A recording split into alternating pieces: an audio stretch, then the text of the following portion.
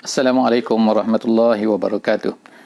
Alhamdulillahirabbil alamin, nahmaduhu wa nasta'inuhu wa nastahdihi wa nastaghfiruh wa na'udzubillahi min syururi anfusina wa min sayyiati a'malina may yahdihillahu fala mudilla lahu wa may yudlilhu fala hadiya lahu.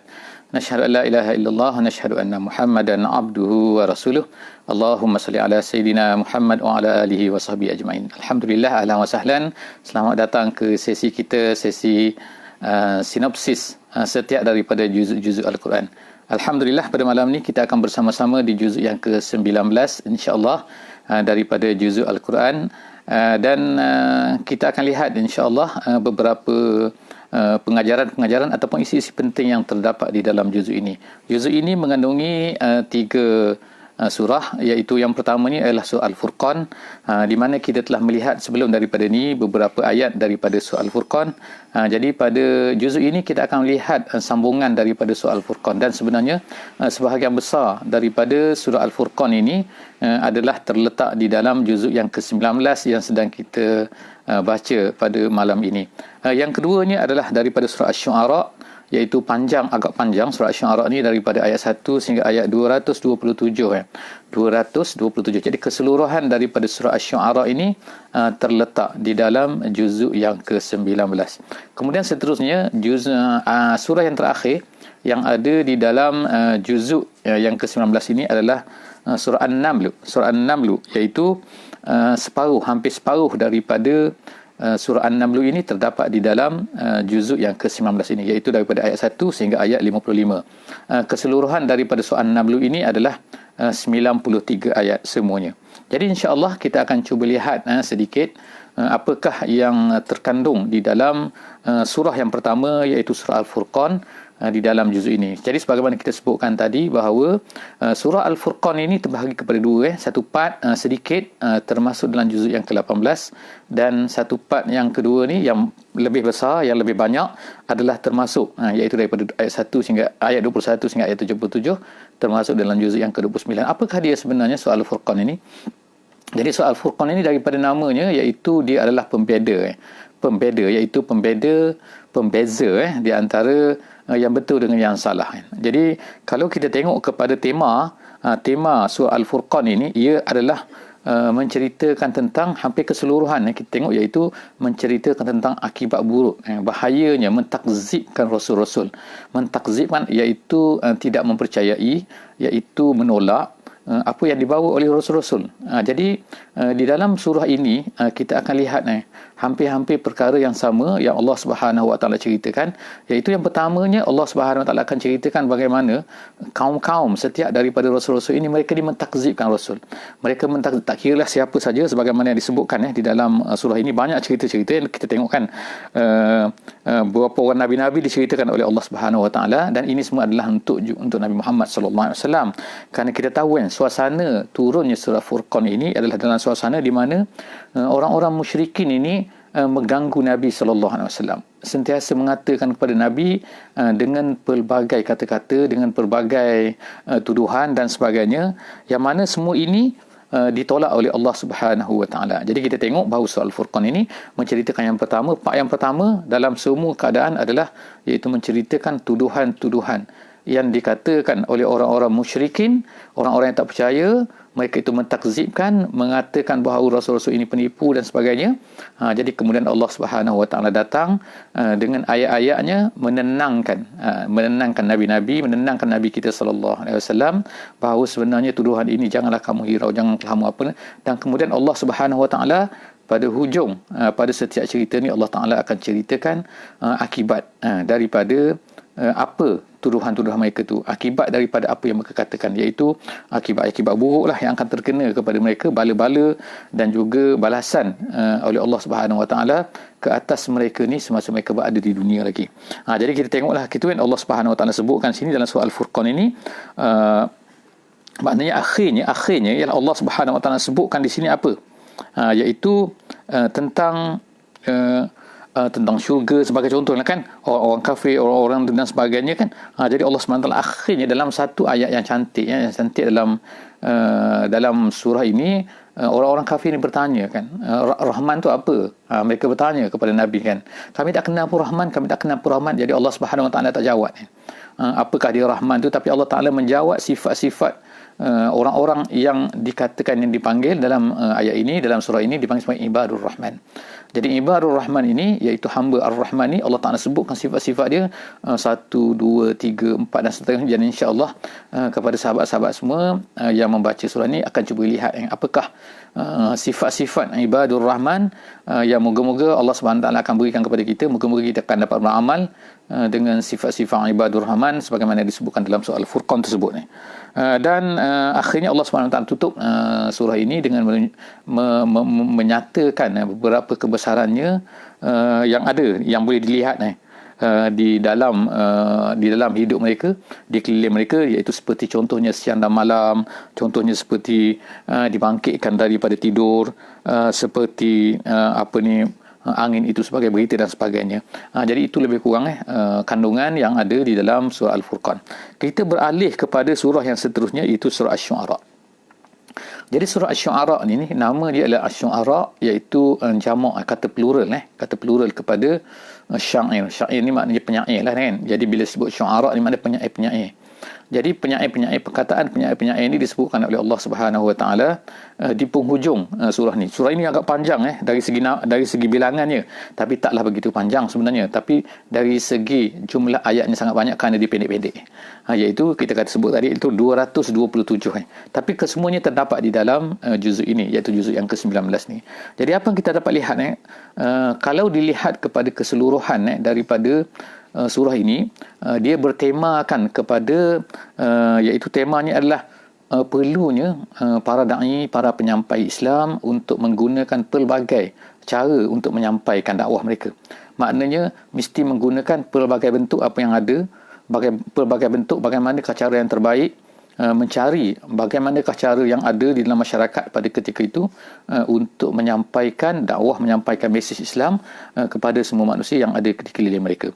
Jadi itulah sebenarnya. Jadi bila disebut Asy-Syu'ara ni adalah seolah-olahnya kalau di zaman Nabi SAW itu merupakan satu senjata lah yang paling baik, iaitu kalau di zaman kita ni mungkin artis mungkin dan sebagainya, iaitu orang-orang yang mana diterima ramai oleh masyarakat, cara mereka diterima. Jadi para da'i sepatutnya mencarilah jalan-jalan, sama ada media sosial ke, sama ada apa-apa sajalah yang ada di zaman kita ini untuk menyampaikan mesej Islam. Jadi itulah sebenarnya yang disebutkan, yang dikatakan oleh sebahagian ulama sebagai tema kepada surah ini. Allah Subhanahu Wa Taala menceritakan surah ini, menurunkan surah ini, menceritakan apa yang dalam surah ini. Banyak menceritakan juga kisah Nabi-Nabi sebenarnya, iaitu seperti Allah Ta'ala menceritakan kisah Nabi Musa, kisah Nabi Ibrahim, kisah Nabi Nuh, kisah Nabi Hud, Saleh, Lut, Syu'aib dan lain-lain. Dan setiap kali Allah Subhanahu Wa Ta'ala menceritakan kisah-kisah ini, bukan Allah Ta'ala ceritakan bahawa mereka ni mereka kemudiannya akan dihancurkan, mereka akan dibinasakan dan sebagainya. Tetapi Allah Subhanahu Wa Ta'ala lebih di dalam surah Asy-Syu'ara ini menceritakan iaitu bagaimanakah cara, iaitu cara setiap para rasul ini menyampaikan dakwah mereka, bagaimana mereka bercakap kepada kaum-kaumnya, apa perkataan yang mereka guna dan sebagainya. Jadi Allah Subhanahu Wa Taala utarakan kisah-kisah ini kepada kita semua, kepada para pendakwah, kepada penyampai Islam pada hari ini, untuk bagaimanakah cara untuk menyampaikan Islam. Jadi perhatikanlah surah Asy-Syu'ara ni, belajarlah daripada surah Asy-Syu'ara ni. Moga-moga kita akan mendapat idea untuk menggunakan pelbagai cara yang mungkin tidak digunakan zaman dulu, tapi digunakan sepatutnya kita gunakan di zaman sekarang ni. Sebab zaman berubah jadi banyaklah cara-cara baru mungkin.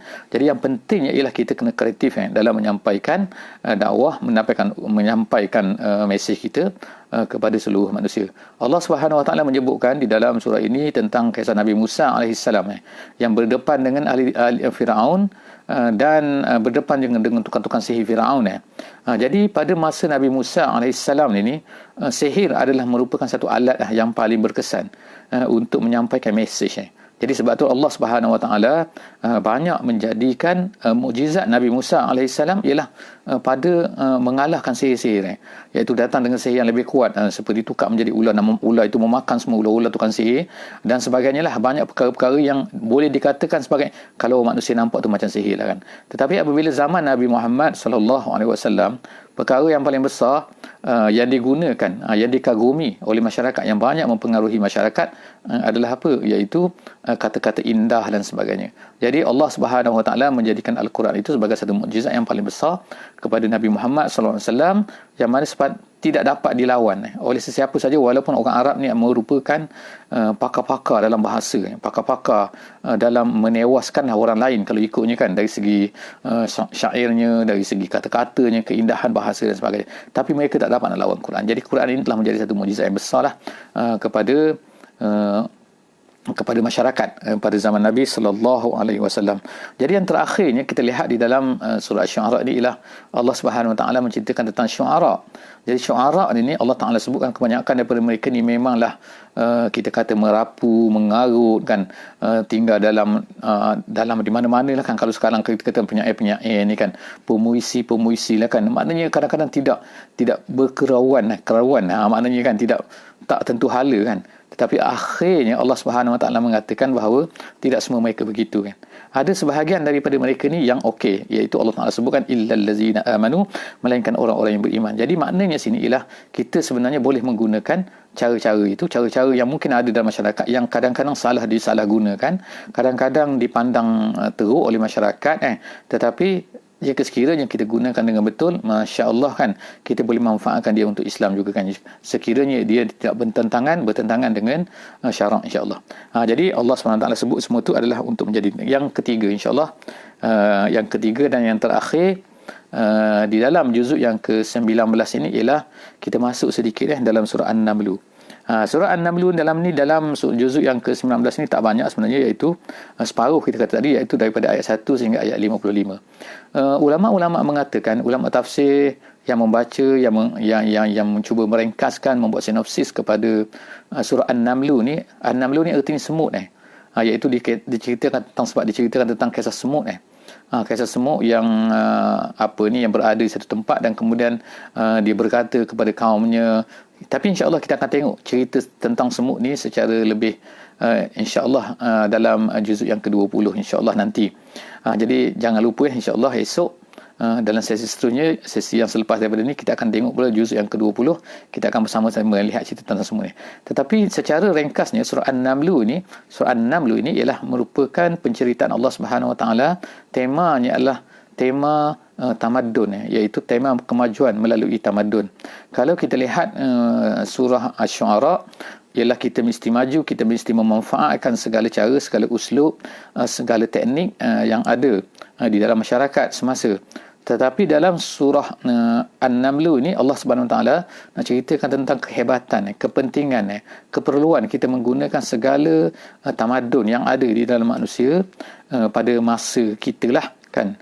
Kalau disebutkan oleh Allah Subhanahu Wa Taala sini cerita tentang Nabi Sulaiman, yang mana kita tahu semua kan, Nabi Sulaiman, Nabi Daud semuanya adalah raja-raja, nabi dan raja yang hebat. Dan Allah Subhanahu Wa Taala telah kurniakan kepada mereka berdua ni, Nabi Daud dan juga Nabi Sulaiman, kehebatan dapat memahami suara binatang dan bahasa binatang dan sebagainya. Jadi dan dapat menguasai jin dan sebagainya. Itu menunjukkan bahawa kehebatan. Jadi bagaimanakah caranya itu, jadi Allah Subhanahu Wa Taala sebutkan begitu kan. Kemajuan di sini mungkin termasuk kita kata kemajuan dari segi sains dan teknologi. Sebab apa Allah SWT sebutkan diberikan Nabi Sulaiman dengan ilmu ilmi ni makna pengetahuan. Pengetahuan di sini kalau diterjemahkan dalam bahasa moden juga ialah sains maknanya kan. Jadi Nabi Sulaiman ni kemudian tu menguasai semua hampir kita nak katakan semua jenis makhluk lah yang ada sama ada jin ke burung ke binatang dan sebagainya. Jadi itu nak menunjukkan bahawa keperluan lah kita ni memanfaatkan semua yang ada, multinational lah kita katakan, dan juga kita mesti menguasai bahasa. Sebagaimana Nabi Sulaiman telah diberikan penguasaan bahasa. Jadi dengan kurniaan Allah Subhanahu Wa Taala itu, Nabi Sulaiman telah memanfaatkan ilmunya itu, apa yang diberikan oleh Allah Subhanahu Wa Taala itu, nikmat itu, kemudian dia telah menjadikan semua orang-orang yang bersama dengannya itu mempunyai mesej yang sama, sehingga Hud yang diceritakan di dalam surah ini juga faham mesej itu. Apabila dia pergi ke negeri Yaman, dia tengok Balqis yang menyembah matahari, jadi dia dia tahu kan ini adalah satu kesalahan. Jadi dia balik, dia report kepada Nabi Sulaiman. Dan jadi banyaklah sebenarnya pengajaran daripada kisah Nabi Sulaiman dan juga Hud ini yang menunjukkan juga ialah seni management yang sepatutnya ada kan, seni pengurusan yang sepatutnya ada di dalam di dalam masyarakat Islam, di kalangan Islam yang sepatutnya kita kuasailah sepatutnya. Dan seterusnya Allah SWT cerita yang terakhir iaitu tentang penguasaan iaitu Balqis, Ratu Balqis yang telah datang kepada Nabi Sulaiman, telah dibawa istana ke Nabi Sulaiman, dan dia terkejutlah kena tengok istana di sana, dan kemudian dia masuk ke istana Nabi Sulaiman, dan kerana kehebatan istana Nabi Sulaiman itu, maka akhirnya dia menyerah diri kepada Allah Subhanahu Wa Taala dan dia masuk Islam, masya-Allah kan. Jadi setakat itulah saja kisah ataupun juzuk yang ke-19 yang ada separuh daripada juzuk surah An-Naml yang kita akan lihat sambungannya nanti insya-Allah dalam sesi di esok hari insya-Allah. Jadi setakat saja aku qauli hadza wa astaghfirullahal azim li wa lakum wa billahi taufiq hidayah. Assalamualaikum warahmatullahi wabarakatuh.